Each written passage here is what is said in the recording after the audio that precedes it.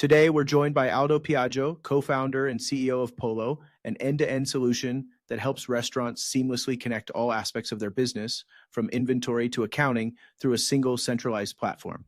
After graduating from the University of Michigan, he began his career as an investment banking analyst at Goldman Sachs before launching Polo.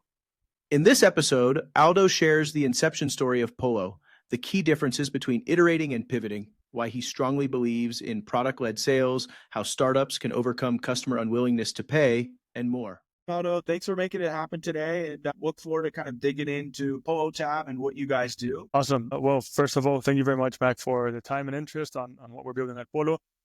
Our offices are in Mexico City, so if at any time you want to visit, you're more than welcome. We just did a new wall, so it's looking pretty nice, the office. What we're building at Polo, I think it's pretty close to who we are as how we grew up and who we are as people. We're interested in the food and beverage industry.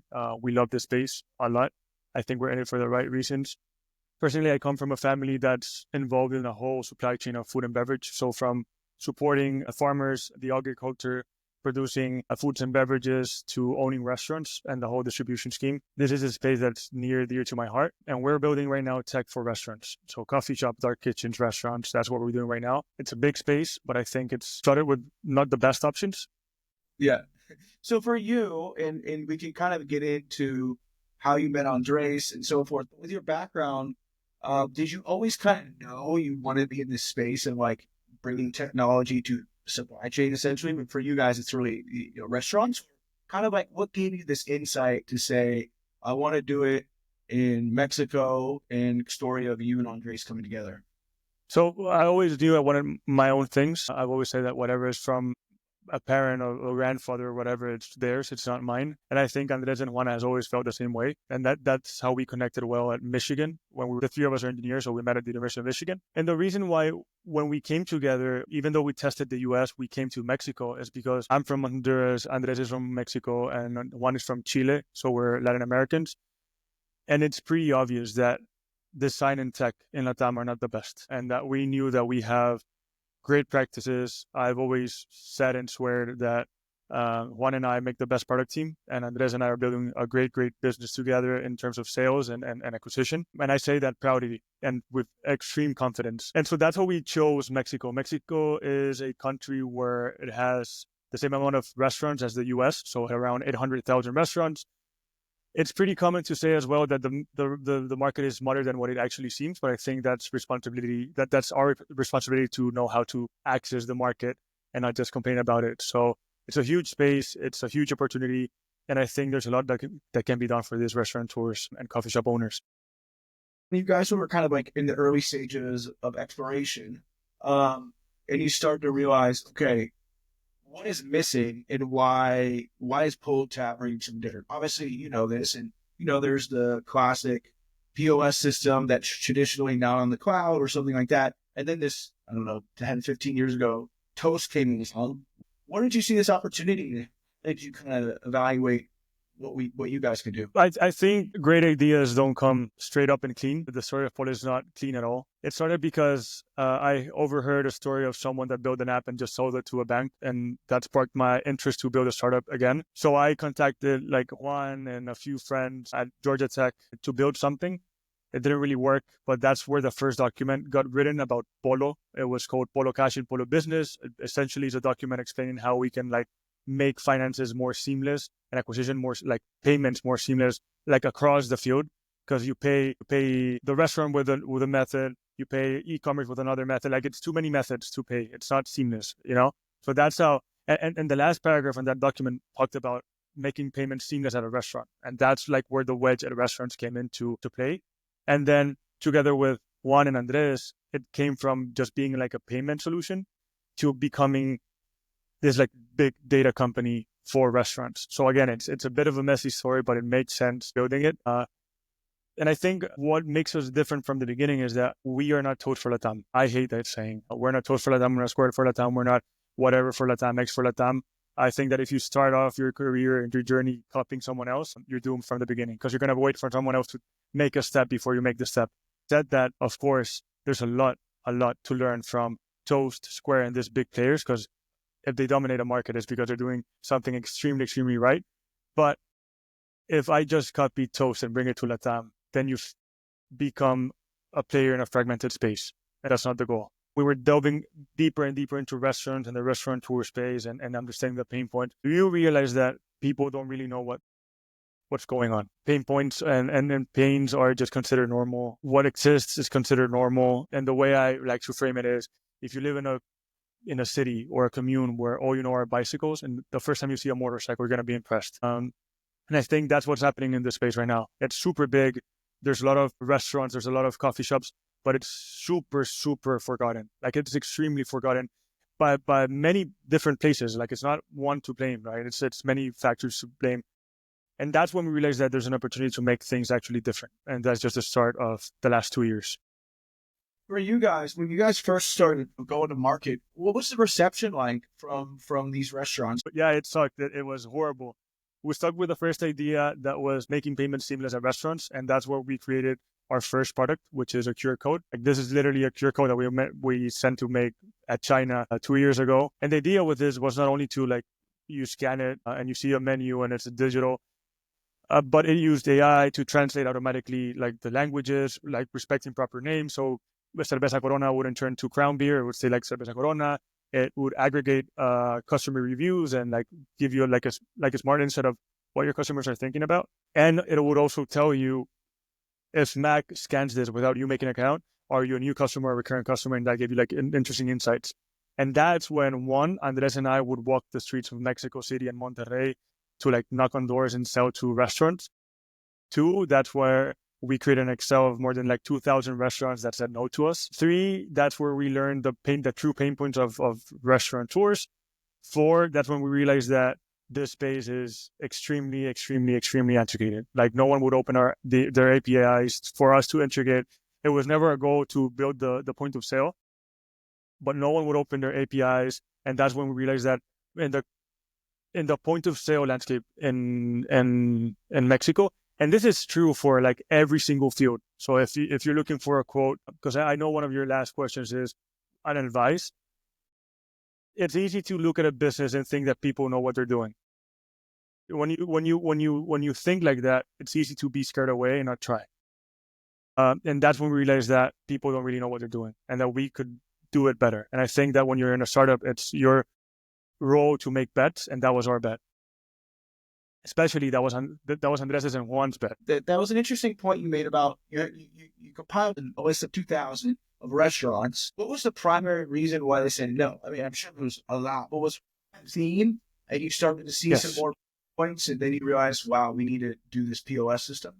Yes. So basically, the biggest reason that they said no to us was because they didn't want another software to manage. It's already too fragmented. Like, it's a software for this, a software for that, and a software for... It's too fragmented. And that just sparked the light that we can actually do it better. And again, like you said, there's a lot of reasons, but that's the main reason why they said no to us. For context, in a year and a half, we got 6 customers. One of those was my father. So that... Was the product ready in that year and a half? Yes, but no, kind of. The first line of code was written after we finished school at Michigan, so 2022 May. We finished the product in a month, but then the next 3 months, so design and development, the next 3 months were dedicated towards integrating to payment solutions so that we can process payments. And we fell into this false notion that our MVP wasn't enough, that we had to keep building. And it was that September of 2022 where I walked the streets in Dallas and got our first customer.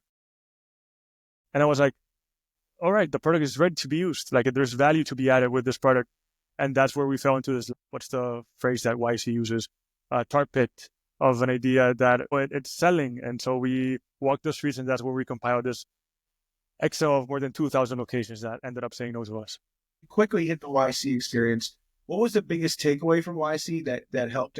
The biggest thing I stick with from YC is that, well, I think the network is pretty valuable. I think the advisors are pretty valuable. I think YC becomes even more valuable as your business starts growing. But for me, the biggest takeaway from YC, and I learned this indirectly at being at YC, is that it doesn't matter if it's YC or whatever accelerator, no one's going to build a business for you. Somehow, like, our feet never left the ground just because we're at YC. I think many people ask me that question, like, how are people at YC? Are they, like, with elevated egos, this and that? I wouldn't be able to answer that. And maybe what was disappointing is that maybe it wasn't tailored anymore for LATAM. Maybe that's the one thing that it felt different. LATAM market is different, valuations here are different, and it just puts different pressure on you, which is good, right? But it can, if you make wrong decisions, it can really, really be bad for the business. But again, I trust in Juan, I trust in Andres, I trust in myself. But I think that's my biggest takeaway, and that's my biggest letdown, I guess, from YC. Other than that, I think something that I've always disagreed with is with this idea of pivoting. I really hate that idea, pivoting. I know it's of great founders to iterate and move fast, 100%. But when I confuse, let me put it this way, when I confuse iterating with weakness, that's where I hate pivoting. Because I look back at Polo and I look back at this huge businesses pivoting is the easiest path. Like when we were a year and a half trying to sell this to restaurants and being said no to us, and it was so easy to just pivot, and use the money for something else, but we stuck to our guns. And I don't know. Well, of course, we iterated and we grew and we changed stuff and whatever, but I don't know. I have this wrong notion about what pivoting actually means. Maybe it's my fault. And I think that's an interesting point you make because, there's so many cases where people make a pivot and it becomes this amazing business. But then there's also, you're hinting at where I am stubborn enough to keep focusing, but iterating, but I'm very sure that there's something here. Yeah. And for me, it was also an ego component. Like I wouldn't bear with myself to pivot from Polo, do something else, and then see someone build Polo in 5-10 years. Like that wouldn't be. And you see Airbnb as a story, right? They had to sell cornflakes and cereal at the beginning. I think whoever thinks that building a business is easy, I don't think that's right. Maybe it's 1 in a billion, but yeah, for us, I love this space. I trust myself as well. I trust my intuition. I trust Juan and Andres' intuition. Yeah. I wouldn't pivot. Yeah, and I think what I was going to add to that and hear your thoughts on is from my experience hearing many founders and investors, you kind of hear this consistent theme with the founders that exceed, that they have some type of superpower or some type of edge, right? Like an insight. And it almost seems like, this is the space that you have deep family ties and connections and you understand the whole supply chain. So, if someone's going to do it, I'm the right profile. Is that kind of a way to see it or no? Yes, and I would add to that right intentions. I think having the right intentions with the expertise is a great combo. And to just make a trinity, naiveness. Being naive is the biggest power of them all. So being an expert and not pivoting to continue being even more of an expert, because of course we had a background, but we were by no means expert and we will never be experts. I like to think that way. I think that would be beneficial for us, but also being naive. You get to a year and a half and you basically have 6 customers. What period of time is this? 2023. So it's from May 2022 to August 2023. Then that's before or after Y Combinator? So that's Y Combinator is in the middle of it. Okay. So then after this, you basically said, we're doubling down, and then take me kind of through the sales cycle and then the product side. Where did we get to this POS system? So it's 3 co-founders, and what we've always tried is to shorten the feedback loop, to be as short as possible. When we were finishing YC, we just realized that we were just so far out from our goals and from our vision and from market adoptance and all of that. So far out that if we closed the customer in a month, it was like, we're building a startup, we're going to the moon. That's how far out we were. And then it was Andres and Juan that just pushed to be the center of operations of a restaurant, be at the core of a restaurant. And like Juan said, if our business is data, we should be at the center of it. And something that's super, super true is that in this whole food and beverage industry, it's a huge food and beverage industry, right? It's like producers, manufacturers, distributors, whatever. All data converges into a restaurant. So Juan was like, let's close the loop on data and see what happens. I was pushing against it, to be honest. I was Andres and Juan that were pushing to building the point of sale, and I was in fear of, but there's so many. Why are we going to do another one? Why are we going to be like everyone else? And it was Andres and Juan that were pushing for, we can actually do it different. I know we can do it different with the information that we have, the tech capacity, the leadership that we have, the design capacity and densities that we have.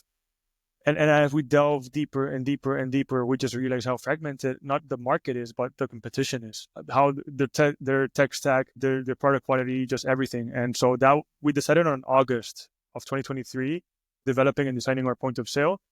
2.5 months later, between Juan and I, designing and developing Juan, we launched our first point of sale. And I think that's extremely fast. Companies in Latam may take like a year. Toast took like 6 months with 20 developers and I don't know how many designers within a month and a half. And that just tucks a bit into how good of a product team we are and how fast we are and how our capacity. So by November 3rd, we launched our point of sale with our first pilot and champion customer. He's still a customer today. We've grown with him. And so we went from a single customer to being in more than 25 cities now in all of Mexico, developing proprietary technology for distribution and just building a product quality that the customer really, really loves. When you push back on why you didn't want to develop this point of sale, you're just another one in the market, you probably had some valid data points to, I'm sure. But when you back to it, was it more of you just maybe not wanting to pivot, or did you think like, this is not going to be worth our time? It was a combination of me not wanting to just let loose this first idea that we had and we thinking that we could really, really, really build something special with this. And maybe that's where I also failed. But also it was this fear of an outsider that I was talking about, of being able to make a difference and not being able to make something different. And it was pure fear. And fast forward 2 years later, now this is the most sought after product and feature for our point of sale. So we were right on the nail, like we were hitting the nail right on its head, but we were missing the board. There was really nowhere to nail the nail. So once you guys get the POS working, I'm sure, you could probably have a whole episode on the evolution of the product. But for you guys, was that basically allowing you to kind of go into a store and say, well, you don't need all these software, you just need one? And did that make the sales cycle easier, less friction? Were they willing to pay a little bit more? Well, we didn't even start with that. We started from an understanding when we started developing the point of sale that like our premise was not at the beginning one software for everything, right? Because we're not even there yet. But that's, of course, the goal. But we parted from an understanding that there's a common trend in the market that softwares are either fast to distribute, but fast to replace, hard to distribute, hard to replace. There's no business there. So if you see the slope, there's no business there. So how can we change that? And also we just figured that you go to a coffee shop and they use super complex software, like super, super complex, like it's a spaceship that they're handling to just make a freaking espresso. So we parted from simplicity and we parted from ease of adoption and we parted from just understanding how Mercado Pago distributes, Clip distributes, how Square distributes their software.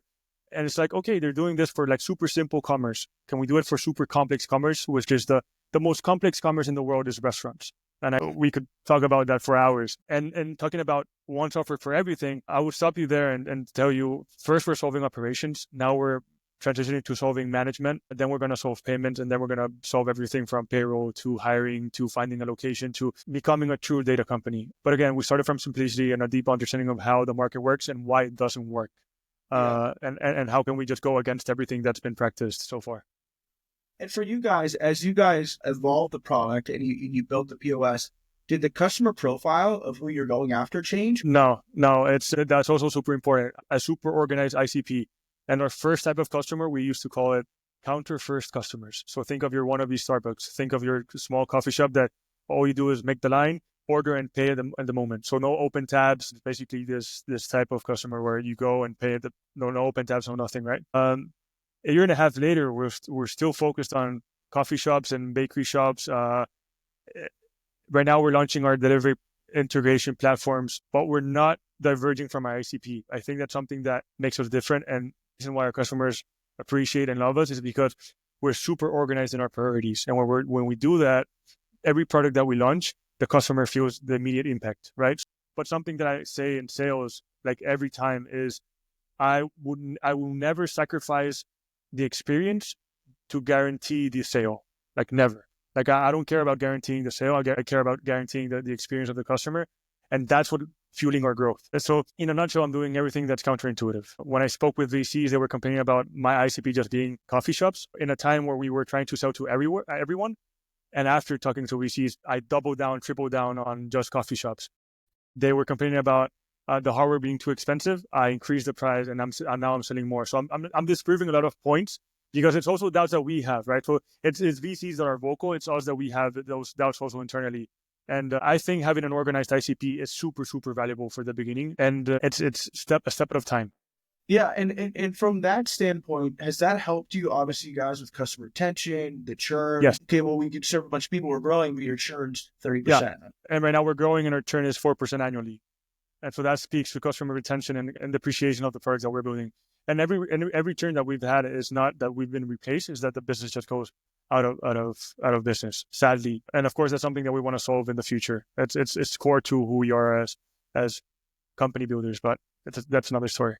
Just to touch on you brought it up. Kind of, you were at the number one accelerator in the world. You come out. It seemed like the feedback from the true venture investor wasn't the most positive, and there wasn't that many people interested. Yeah, no one's interested. That's the truth of it. I'm no one to pretend. But the thing about our team is that every time we are rejected, we find a way and we prove a way as well. Where we stand is we have so much information and there's such a resistance of being informed in the space because it's our role to inform. It's also someone else's role to accept to be informed and see if there's an appetite for it. It makes sense. Like, we understand perfectly that we are the N+1 company in the space. We understand perfectly that no one has been able to dominate the space. And we understand that if you bet on the N+1 company and it also doesn't break through, why did he do that, right? Why did he do that instead of investing in the trend? Well, we raised less than $1 million after right now that I try to pitch. I got 70 no's, but it's part of it, The reason why we have proprietary tech is because they didn't invest in us at the beginning. And instead of solving our problems by hiring people, we solved it through tech. And that makes us a whole different company, like a whole different beast. And now that we were rejected again by VCs, which is, again, part of the game, it's part of the process, it makes it just sweeter at the end. We reorganized the team in a way where the same dollar of input turns more dollars of output. And so it just tests our capacity and it tests our ability and our will to break it into this space. And that's something that we're super confident about. And again, where we stand is we're so well informed of how the space works and the tech and everything. We know where we're going. We know the potential of it. For you guys, you mentioned this like ICP, you're super clear on. Do you really just see Mexico for the near future? Right. So because of the tech that we have for distribution, we have more market in Mexico alone. We have like 5 times more market in Mexico alone, or 10x the market than the competition has in the whole of Latam. Because our distribution costs are extremely low. They're basically null, and they're basically covered by the customer. We don't have a payback period. We have our unit economics are beautiful. But again, the growth is not yet there yet because we have the first year was market exploration and tech development. This year is fueling growth, basically, with the money that we have and the money that we raised.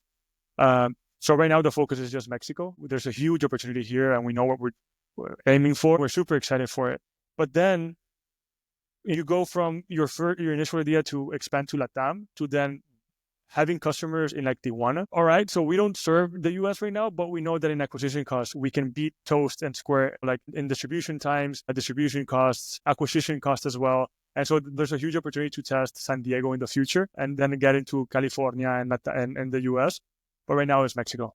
So how do you guys see distribution out? Because, and I'm kind of going back to what you said, like we're very clear on our ICP, but do you guys see distribution going to these larger coffee chains that have even more complexity in their supply chain? Well, it's not a priority right now because one, it's not business wise to try to make customers switch from software to yours. Those come to us. Our focus is new up and comers because we know that when their software dies, it's a matter of are we making a name for ourselves or not, so that they look for us, and that's easier, more wise in terms of our return. Gotcha. Going forward, how do you guys see your growth this year on the team side? Because you said, hey, we know we are unit economics wise, but now it's our time to kind of put more fuel in the fire and grow. How do you guys end doing this? So on the team side, we're growing our team on the tech side. We're not growing sales. We don't want to be a sales-led team at all. We know that product can lead this team, and that's what we're doing, even though it's not popular. So we're growing right now our team by 2 backend developers, and with that we can achieve like ungodly product speeds for Mexico and Latam and this space in general. And for growth, we're just trying to be more efficient on growth. We're trying to be more efficient per headcount. We're trying to be more efficient without a fixed cost of sales. We're trying to be more efficient as a whole, and then we can grow the team. Until the day that I'm saturated, like for 3 weeks in a row, from 8 to 12 a.m., we're not hiring more people. And I think the right decision to make. Because you see the distribution of the other teams. That's something that you also should learn from. Like 80% is sales and like 5% is tech. And tech, of that 5%, 80% of that 5% is focused on maintenance, not on product development and product advancement. And so we're trying to avoid all of that. And that's again where insights and making the right calls and the important big bets come into play to actually building a different company. Last two things. These are kind of more general. Biggest misconception you had, well, you've hinted at a few, but like, what's something kind of misconception by not with maybe the product, but just maybe the overall startup ecosystem in Mexico and so forth? I think the biggest misconception that's still alive today, and it's general for the market, is that it's people's unwillingness to pay, customers' unwillingness to pay. I think that's a misconception because it's our role to figure out a way of making them pay, because everyone pays for everything, right? It's just a matter of how and how they had this feeling of payment. As an example, people think Clip and Mercado Pago are free. They're not. As another example, the cheapest payroll that you can have at any restaurant is 4 times more expensive than the largest ACV of any software in the space. So of course there's money, but it's just a matter of, can you actually add value so that a customer is happy to pay you? And I think that's a big misconception, and that goes hand in hand with perceiving that the market is small. I don't think the market is small at all. I think the market is very, very big. I think distribution costs are too high. That's what limits your market. So to put this on you about the whole VC question is, do you think if you were to raise whatever goal, you would have an easier distribution, but would that necessarily be better because maybe you'd be higher? I'm happy with how everything has played out. I think it's been only 2.5 years, 3 years since Polo started, 5 years since the first document was written down. I think that if we're in a rush, we're in the wrong place to be. We're building the company. It's our company. We have the control of it. We are the ones responsible to take the bets, to build the product, to understand our customers. It's on us. It's not on anyone else. It's my fault because I didn't pitch correctly. It's our fault because we didn't execute correctly. It's our fault because we didn't sell enough. It's always our fault. And I think that's something that YC says. Very, very few startups are killed by homicide. Most of them are killed by suicide. And that's super true. Every time that we've been rejected, our personality comes out even more. We respond to adversities even more. That's where our tech comes from. That's where our efficiency comes from. That's where, and now if we do get VC dollars, no one's going to be able to beat us. But maybe our maturity is not there yet. So maybe we just have to keep grinding until our maturity is there yet, our product is there yet. There's a lot of things that need to happen first. So it's not an issue of money. It's an issue of execution. Yeah, exactly. Awesome. I'll get this sorted out in the next 2-3 weeks. I'll send it to you. I really enjoyed talking. Thank you, Mac. If you ever want to visit the office and see each other in person, you're more than welcome.